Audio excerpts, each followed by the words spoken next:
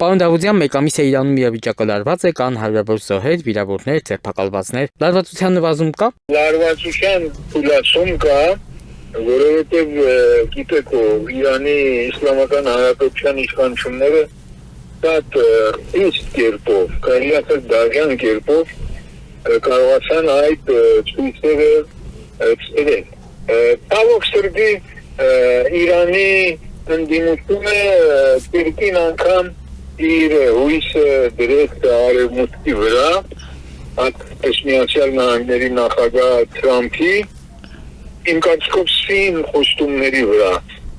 Թրամփը օրեր շարունակ ասեց ես կօգնեմ ձեզ, բայց հիմա վերջին օրերին ոչ փոխել է ամերիկյան վարչակարգը եւ հիմա խոսում են այն նախապայմանների մասին, որոնք տարիներ վիճում են Իրանի հետ, խոսքը միջուկային զենք, խոսքը հրթիռներ եւ խոսքը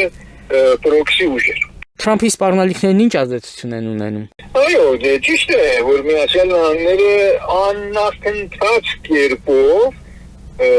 զորք է հավաքել ուրեմն Հնդկական օվկիանոս, Պարսկաստանի հարավային առափնյա ջրերի մոտ, Օման ծով, Պարսից ծոց եւ ամեն գնով ուզում է ճնշել Իրանի Իսլամական Հանրապետության։ Արդար լինելու համար պետք է ասել, որ Ամերիկայի կենսումները իր արդյունքը տալիս է։ Այո, ուրեմն տեսեք, ցույցերը մեկ ամիս առաջ սկսեցին մանր եւ միջին բիզնեսի ներկայացուցիչները, ավանդաբար Պարսկաստան դա կոչվում է շուկա, բազար։ Նրանք ոտքի կանգնեցին եւ նրանց մի հատ պահանջ էր, որ Կենտրոնական բանկը կարողանա Իրանի ազգային առողջի համար կայուն սակագին որոշի, կայուն, որպես կարողանան իրենք բիզնես անել։ Հետո ընդդիմախոսները, արևմտյան ուժերը դրան միացան եւ ցույցերը իրական հունից եղեցին։ Հիմա, երբ որ Միացյալ Նահանգները այդ հսկայական զորքը կուտակել է Պարսից ծոցի Օմանի ծովի շրջակայքում, ասել են նաեւ, որ իրանական նավթի արտահանման դեմը կառնեն եւ դա դարձյալ մեծ հարված կլինի Իրանի տնտեսության, որովհետեւ մենք գիտենք, որ Իրանը, այսպես ասած, միաարդյունաբերական երկիր է, բազմաարդյունաբերական չի, այսինքն հիմնական վալյուտան Իրանը վաստակում է նավթի արտահանումից եւ հիմա իր ամենախոշոր հաճախորդն է Չինաստանն է եւ Միացյալ Նահանգները ասել է, որ նավթի արտահանման դեմն էլ կառնենք, այսինքն հիմա ամերիկացիք վերադառնալով իրենց մեկ ամիս առաջվա խոստումին, իրենք ասել են, մենք չենք ասել, որ ուղղակի զինվորական, ռազմական միջամտություն կկատարենք հօգուտ ցուցարարների, մենք ասել ենք, որ կճնշենք Իրանի Իսլամական Հանրապետության եւ ավասիկ ճնշումներից մեկը դա որ չեն ուզում թողնել նավթը արտահանեն, դա մեկ եւ երկրորդ հերթին այդ հսկայական ռազմական պաշարումով ուզում են Իրանին ստիպեն, որպեսզի նստի բանակցության սեղանի շուրջ եւ բանակցությունը Ամերիկայի տեսակետից ունի 3 օրակարգ։ Այսինքն օրակարգը բաղկացած է 3 կետից։ 1. Իրանի միջուկային հնարավորությունների սահմանափակում, որովհետև տարբեր գնահատականներով Իրանի Իսլամական Հանրապետությունը ունի 400 կիլոգրամ հարստացած ուրան 60%-ից ավել հարստացած եւ դա վտանգ է սպառնում, որ այդ ուրանով, եթե 60% հարստացումը, կտացումը հասցնեն 90%-ի կարող են միջուկային ռումբ ստեղծեն։ Ամերիկան դուք գիտեք որ անցյալ տարի ռմբակոծեց Իրանի մի շարք միջուկային օբյեկտներ, բայց բոլորի կարծիքով այդ 400 կիլո ուրանը դեռ գտնվում է իրանցիների ձեռքում։ Լավ, այդ միջուկային գործը, որը իհարկե իրանցիները չեն ընդունում։ Իրանցիները ասում են չէ, մենք նպատակ չունենք միջուկային զենք սարքենք, բայց հարստացած ուրանը մեզ համար պետք է բժշկական եւ գիտական կարիքների համար։ Միջազգային հանրային կարծիքը չի ընդունում, ասում է այդ ուրանը դուք պետք է հանձնեք մեզ, հավանաբար Ռուսաստանին, որտեղ Օբամայի ժամանակ էլի հանձնեցին Ռուսաստանին։ Հետո ասում են դուք ինչքան ուրան կարիք ունեցաք, մենք ձեզ կտանք։ Մենք օրինակ Հայաստանը ունի ատոմակայան, չէ՞, բայց մենք ունենք հարստացած ուրան։ Մենք այդ ուրանը գնում ենք, դրսից բերում ենք։ Հիմա իրանք ասում են ձեզ էլ կտանք, բայց իրանցիները ասում են չէ, մենք ինքներս մեզ համար ուրան կհարստացնենք։ Այդ մի կետից անցանք։ Հիմա հաջորդ կետը։ Իրանը ունի հստակ քանակությամբ տարբեր շարավիղով, տարբեր հզորությամբ, ուրեմն Էմավոր եւ բալիստիկ հրթիռներ, որոնք շատ վտանգ են ստեղծում հարևան երկրների համար եւ Իսրայելի համար։ Դուք գիտեք, որ անցյալ տարի հունիսին Իրանը ինչքան բալիստիկ հրթիռ գցեց Իսրայելի բնակելի շենքերի վրա, Իսրայելի քաղաքների վրա եւ Իսրայելը ու Ամերիկան չկարողացան դրա դեմն առնել։ Հիմա արևմուտքը կապած ասում է որ դուք պետք է ձեր հրթիռների շարավիղը սահմանափակեք։ Մենք չենք թողնի որ ձեր հրթիռները 400 կիլոմետրից ավել շարավի ունենան։ Եվ դարձյալ Իրանը չի ընդունում, որտեղ Իրանը հիմա հրթիռները արտադրել 2000 կիլոմետր շարավիղով։ Դա է երկրորդ կետը։ Երրորդ կետը դա պրոքսի ուժերն են, որ մենք գիտենք Հեզբոլլահն Լիբանանում, չգիտեմ Շաբի Իրաքում, Սիրիայում, բոլոր երկրներում Իրանը ունի բարեկամական խմբեր եւ արևմուտքի կարծիքով միջամտում է հարևան երկրների, արաբական երկրների ներքին գործերի։ Իրանը դա էլ երկումը չի ընդունում։ Հիմա պետք է տեսնենք արդյոք Իրանը կնստի բանակցության սեղանի շուրջ, թե վեճը կշարունակվի, այդ դեպքում կարող է ամերիկան ռազմական հարվածներ հասցնի։ Հիմա ռազմական հարվածների համար տարբեր վարկածներ է քննարկվում։ Նախ Թրամփը անգամներ իր գենշտաբին ասել է, որ ես շատ որակյալ եւ սրընթաց պրոյեկտ եմ ուզում, երևի Վենեսուելայի օրինակով, եւ դրա համար իրենք ցկցկում են, որովհետեւ Իրանը Վենեսուելա չի, Իրանը ասում են անգամ եթե Ամերիկային հաջողվի Իրանի առաջնորդին ոչնչացնի, պարոն Խամենեին ոչնչացնի, էլի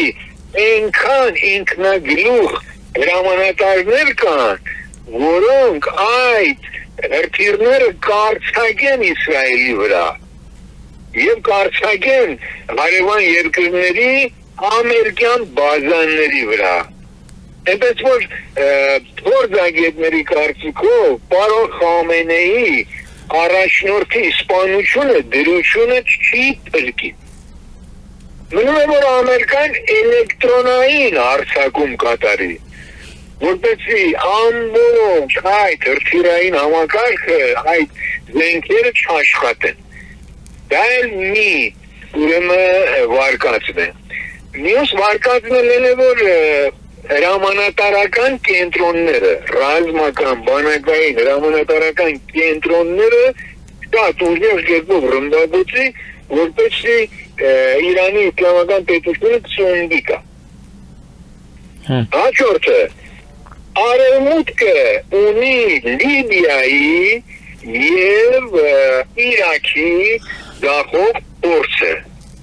Նրանք մտահոգ են Իրանի իսլամական պետության տապալումով, որովհետև չգիտեն հետո ինչ կլինի։ Ու շատ հետաքրքիր է, օրինակի համար Թուրքիան դեմ է եւ անընդհատ Ամերիկային խնդրում է, որ ռազմական միջամտություն չկատարեք։ Սաուդական Արաբիան դեմ է, Կատարը դեմ է, Իրաքը դեմ է։ Բոլոր հարևան արաբական երկրները գումարած Թուրքիան իրենց կարծիքն են հայտնել, որ ամերիկան ռազմական միջամտություն չկատարի, որովհետև հետո անվերահսկելի վիճակ կստեղծվի։ Էդպենզի ընթիրա, հիմա անվերահսկելի մեկ, որ Իրանը, ինչպես ասացիք, ռմբակոծի, արևան երկրների ամերիկյան բազաները, մենք գիտենք, որ ՆԱՏՕ-ն շատ մեծ բազա ունի ինժիրլիքը Թուրքիայում եւ Կատարում եւ Քուվեյթում, Օմանում, Իրաքում ամեն տեղ ամերիկան բազա ունի։ Գումարած Իսրայելի ռմբակոծում է։ Նորից հետաքրքիր բան է, որ Իսրայելը ինքն էլ առանց նախապատրաստության դեմ է Ամերիկայի հարձակման, որովհետև Իսրայելը շատ էր պարտանում իր այդ հիշում եք այն գմբեթ ուժեղ պաշտպանության, որ ոչ մի հրթիռ չի կարող մտնի մեր երկինքը, բայց անցյալ տարի տեսանք, որ իրանական հրթիռները հասան Իսրայելի երկինք։ Եվ դրա համար Իսրայելը շատ մտահոգ է։ Անընդհատ Միացյալ Նահանգներին խնդրում է, որ նախ իր համար լավ պաշտպանություն ստեղծեն եւ հետո նոր ռազմական միջամտության դիմեն։ Եվ դրա համար հիմա Միացյալ Նահանգները իր ամենանշանավոր ուրեմն նավակի բանն է բերել, ավիակիրն է բերել, Աբրահամ Լինքոլն, որի վրա միայն 80 հատ ռմբակոծիչ ինքնաթիռը տեղավորվում եւ ունի հրթիռներ, ինչ, որպեսզի կարողանա հարձակման դեպքում պաշտպանի իր տարածաշրջանի բոլոր բազաներին եւ բարեկամական երկրներ։ Հարված ի վերջո տեղի կունենա եւ ինչպես դա կազմի մեր տարածաշրջանի վրա։ Իրանցիները անկարելի է, որ իրենց այդ իրավունքները զիջեն։ Կարող է չնչին կերպով, ասենք, պրոքսիներից սկսեն, բայց անկարելի է միջուկայինի եւ հրթիռայինի համար զիջեն եւ իրանցիները ռազմավարությունը տարիներ է, որ ժամանակ շահել է։ Իրանք միշտ իրենց քաղաքականությունն է դա, որ ժամանակ շահեն։ Հիմա լույսն այնպես անեն, որ այդ Թրամփի ճանապարհին մի տարի անցավ էլ, մնաց 3 տարի։ Իրանցիների քաղաքականությունն է դա, որ ժամանակ շահեն։ Թրամփը իմանալով այդ անգամ խիստ սպառնալիք է հնչեցրել, որ կամ գայսոց սեղանի շուրջ, կամ ես ճիշտումները ավելի կտակացնեն։ Չեմ բացառում, որ ռազմական հարված լինի, բայց մեծ ծավալիչ են պատկերացնում, հետո այդ որ Հայաստանում ասում են գաղթականներ կլինեն, միլիոնավոր գաղթական կլցվի Հայաստան եւ այլն, չկա նման բան, որտեղ Միացյալ Նահանգները անգամ քաղաքները ռմբակոծվի, բնակելի տարածքներ ռմբակոծվի, ինքը միայն շատ ճշգրիտ իրախներ կռմբակոծվի։ Հետո ես գաղթականության ալիք եմ տեսնում։ Հայաստանի շուրջ զարգացումների վրա ինչպես կանդրադառնա Իրանում ցանկացած փոփոխություն։ Հիմա Հայաստան գիտեք ո, ասենք Թրիփի հարցով իշխանամետները ուրիշ ձև են մտածում, ընդդիմությունն ուրիշ ձև։ Պարզը որ ընդդիմության շահերից է բխում իսլամական պետության մնալը, որտեղ դուք գիտեք առաջնորդի խորհրդական պարոն Վիլայաթի խոսքերը եւ այլն, իսլամական պետությունն է, որ այդքան Թրիփին դեմ է։ Իսկ մենք գիտենք հաջորդ իշխանությունները նախ 5%-ով եթե իսկապես Իրանում հեղաշրջում լինի, իշխանապողություն լինի եւ այլն, հաջորդ ուժերը եմ կարծում որ ռուսամետ կամ չինամետ լինեն։ 99%-ով արևմտամետ կլինեն։ Իսկ եթե արևմտամետ է, Թրիփ իրենց համար փակված հարց է, որտեղ ոչ կարելի արևմտամետ ուժը Թրիփին դեմ լինի։ Դրա համար ես անձամբ կնախընտրեի, որ Իրանի իսլամական հանրապետությունը գնար դեպի բարեփոխումների։ բարեփոխված Իրանը Հայաստանի Հանրապետության օգտին է։